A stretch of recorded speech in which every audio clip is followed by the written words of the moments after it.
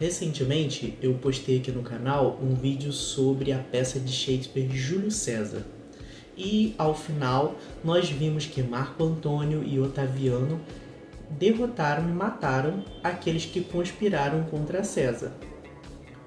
Hoje então nós vamos falar sobre a peça Antônio e Cleópatra, que narra eventos que aconteceram depois da peça Júlio César. Então, após esses eventos da guerra contra os conspiradores de César, Marco Antônio, Otaviano e Lépido vão formar um triunvirato e os três vão dividir o território de Roma em 3 partes, uma para cada um. Na porção dominada por Marco Antônio estava o Egito, que tinha uma certa autonomia, mas que estava sob o protetorado de Roma. Antônio, então, no Egito, passa a ter um caso com Cleópatra, a rainha do Egito, e ele passa a gostar muito de ficar por lá. E é nesse contexto que se inicia, então, a peça Antônio e Cleópatra, de William Shakespeare. Essa é a vinheta!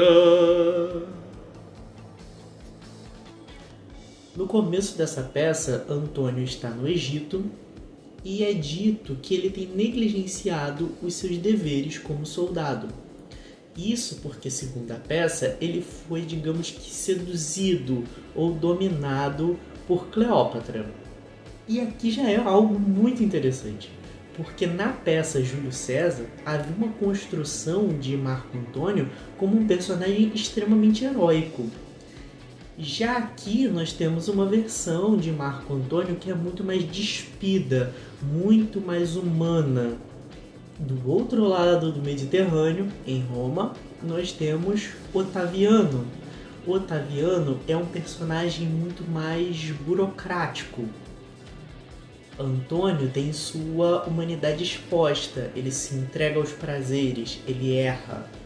Otaviano não. Otaviano ele está muito ligado ao seu dever de ordenar e levar a paz ao território de Roma. Então nós temos um embate aqui entre esses lados que parecem representar algo como razão e emoção.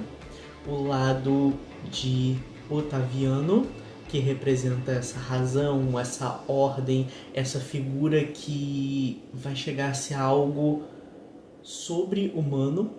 E do outro lado, nós temos Antônio e Cleópatra, que são extremamente humanos. E a peça é sobre eles. Cleópatra nos é apresentada como essa figura sedutora, ela manipula, ela domina. Ela também é uma pessoa muito espalhafatosa e ela é dramática, ela é emocionada, digamos assim. E sempre que nós falamos sobre Cleópatra de Shakespeare, é importante nós termos em mente qual foi a fonte pela qual Shakespeare teve acesso à história de Cleópatra, que foi o livro de Plutarco. O livro de Plutarco ele tem uma visão nem um pouco positiva sobre Cleópatra. Ele vai apresentar ela como essa pessoa vil, essa mulher manipuladora que teria uma capacidade de desencaminhar os homens. É uma visão bastante machista, uma visão bem negativa sobre as mulheres que é muito presente em algumas obras do período do Império Romano. Então nós temos que ter em mente que a fonte pela qual Shakespeare teve acesso à história de Cleópatra foi essa, uma visão de que ela era uma mulher sedutora que era capaz de desencaminhar aquele grande herói que havia sido o Marco Antônio, assim como ela também havia feito, digamos assim, com César, isso na visão de Plutarco, porque antes de Cleópatra ter um caso com Marco Antônio, ela também teve um caso com Júlio César. O caso de Cleópatra com Júlio César ele não é retratado nem em Júlio César e nem em Marco Antônio e Cleópatra, em nenhuma das duas peças. Agora, ao mesmo tempo que Shakespeare ele tem essa base nessa fonte, de Plutarco, ele vai dar uma complexidade a essa personagem de Cleópatra que eu acredito que seja o que transforma essa personagem em um ícone da cultura mundial. Hoje em dia, sempre sendo muito explorada em diversas obras da ficção. Muito do que existe na cultura popular sobre Cleópatra é mais da peça de Shakespeare do que de informações históricas. E Shakespeare sempre teve essa capacidade de criar personagens femininas muito complexas. Isso é uma das coisas mais interessantes das obras dele. Shakespeare, então, ele constrói esses personagens, ele constrói esse mundo onde vive Antônio e Cleópatra. Com isso, ele vai nos mostrando o como o poder e o prazer seduzem essas pessoas. Como que é muito tentador você se entregar ao poder e ao prazer e ignorar todas as suas responsabilidades, como é feito por Antônio no início da peça. Mas a partir do momento em que essas responsabilidades são ignoradas, nós colhemos um fruto amargo. Antônio aqui, ele colhe o fruto amargo. Ele começa a sofrer uma série de derrotas que antes ele não sofria. E isso por quê? Porque ele negligencia as suas obrigações, porque ele quer ignorar as suas responsabilidades e apenas desfrutar dos prazeres. E não é à toa que ambos os personagens, Antônio e Cleópatra, vão ter fins bastante trágicos. Antônio, ele não era nem capaz de se dar uma morte digna. A morte de Cleópatra, ela é uma cena que prova bastante o como que essa peça molda a visão de Cleópatra que existe na cultura universal. Porque a cena dela se matando com uma picada de cobra, ela é entendida por muitas pessoas até como um fato histórico. Não é, é uma visão que Shakespeare criou sobre a morte de Cleópatra. Então essa é uma obra que faz refletir bastante sobre essa dicotomia entre a razão e a emoção, entre cumprir com as suas obrigações e se entregar para os prazeres, e as consequências que essas coisas levam.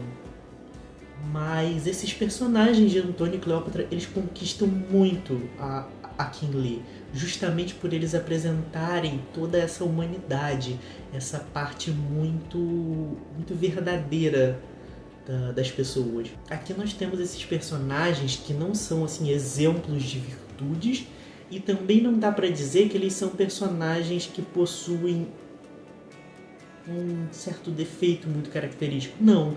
A questão deles é justamente essa entrega aos seus desejos. Essa é uma peça que é muito grandiosa.